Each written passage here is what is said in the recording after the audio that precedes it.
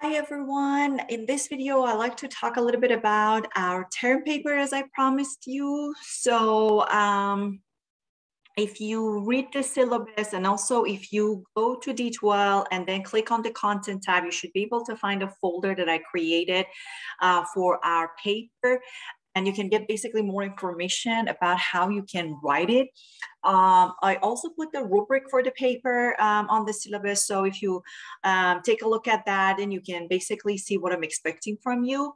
But overall, the paper should be in MLA format. If you're not familiar with that, I left a sample again in that folder for you of the MLA, or you can just Google it. And we have an amazing writing center at Lone Star College Sci-Fair. Please contact them if you have any question about how to write a paper. If you need help in terms of grammar, you can definitely send your paper to them. They can edit it for you if you want before you submit it to me. So definitely take the advantage of our amazing people in the Writing Center. So that's about the format of the paper. But first, you should find a topic, right? And this is a microeconomic class. So you have to pick a micro topic, okay? And hopefully, by studying and going over chapter 1, you can tell the difference between microeconomics and macroeconomics, okay? And also, if you look at the title of the chapters that we have actually for our class, you kind of get a sense of what topics basically we discuss in microeconomics. Anything that is related to a country's economy is macro, okay? So, for instance, this is just an example. For your paper, you cannot pick, let's say, unemployment rate in United States during pandemic. Why? Because it's about a country's unemployment rate, okay? So it is a macroeconomic, it's about US economy. So this is not something that we discuss in micro. In microeconomics, we look into economy in more detail. So we look into, let's say, unemployment rate of a city during pandemic. Let's say unemployment rate in city of Houston, or we'll look into the unemployment rate in a specific industry, okay? Oil and gas, let's say, again, related to Houston.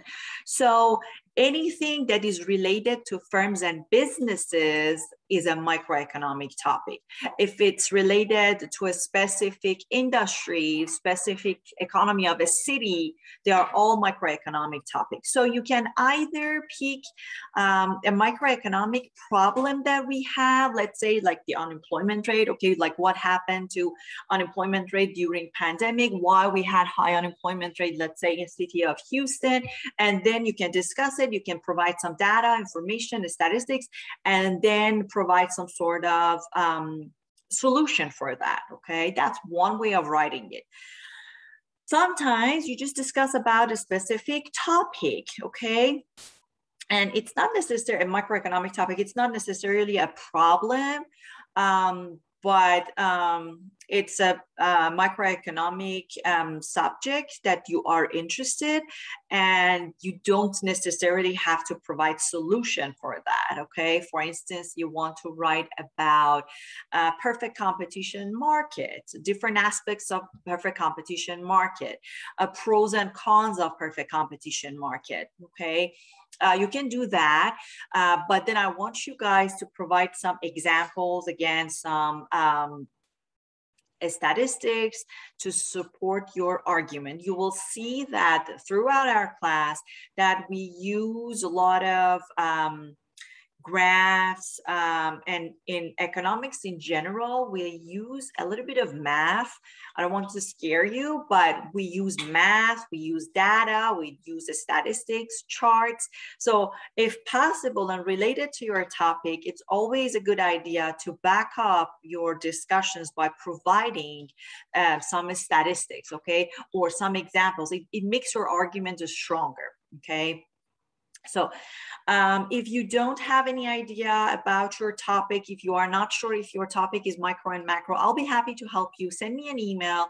If it's macro, we can narrow it down and make it micro if possible. If your topic is very, very difficult, it's a micro topic, but sometimes we use a topic that is really hard to research about, because I want you to do some research before you start writing your paper, right? So if that is the case, then again, I can tell you, okay, it's a good topic, but it's just too broad. Try to break it down, or just avoid this topic overall. Okay, so I'll be happy to help you. Just send me your email. And you can easily get full credit, honestly, for the term paper. Just spend some time doing your research. Like your topic. If you don't like your topic, you cannot really find interesting stuff about it. So love your topic, okay? Spend some time doing research, okay? When I read your papers, I can tell that if you wrote it the night before the deadline, or you spent a few weeks writing about it, okay? So it shows, your writing will show that. I'm always looking forward to reading my students' papers, because I learn a lot, because sometimes you pick a topic that I had no idea about. It's completely new to me.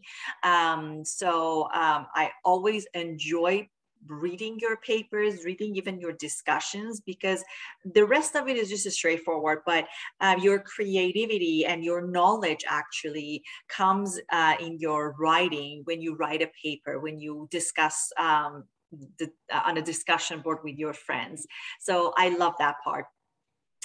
What else? About your resources, as I said, you have to do some research, okay? So it's not like you pick a topic and then you start writing about it and express your feelings about it. I'm not saying I'm not looking into hearing your opinions about the topic. You can definitely have some sort of saying in the topic, but it should be at the end of your paper.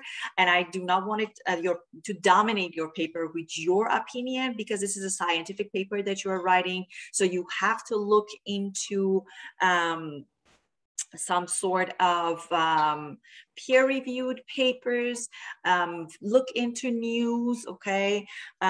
So even your news should be, should not be biased, I should say.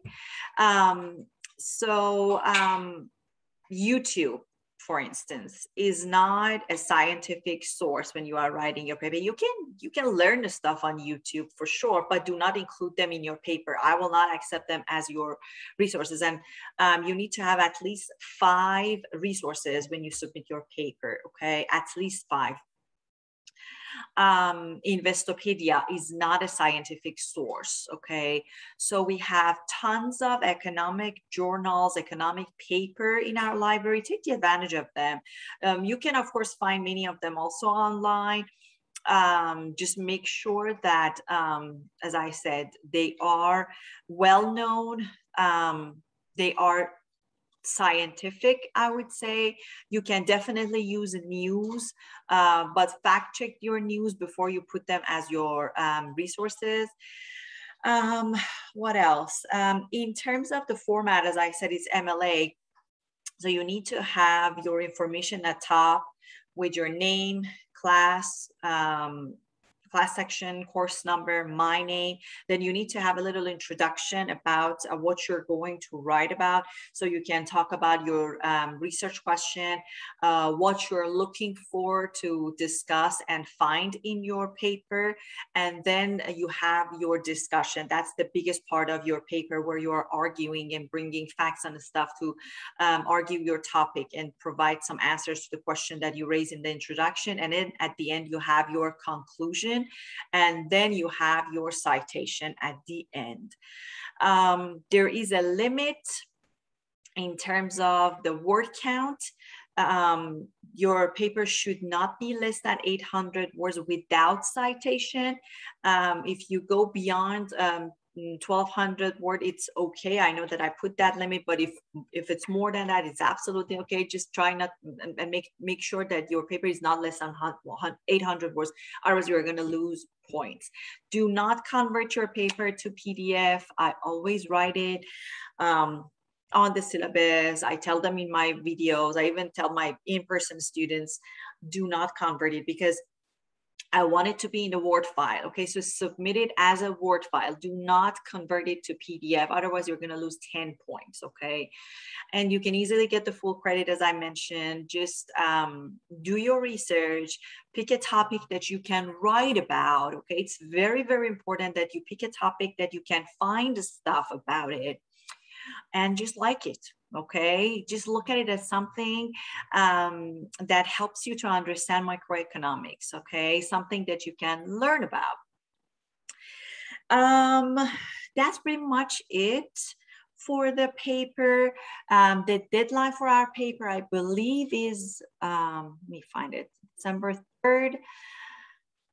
Let me just double check. Of course, you have everything on the syllabus and on D12. So I should have checked it before I record this video, but let me just quickly check. Yes, I was right. December 3rd is the deadline. So if you miss the deadline, you'll get 0. Do not email me anything after the deadline, please. And again, let me know if you have any question about your topic, or when you pick your topic and then you have question about, okay, I did this research, but I'm stuck in here. How can I move on? So just let me know if you have any question. All right. So I hope that you find this video helpful. Again, read the handouts that I put in the term paper folder for you. And let me know if you have any question. All right, till next time.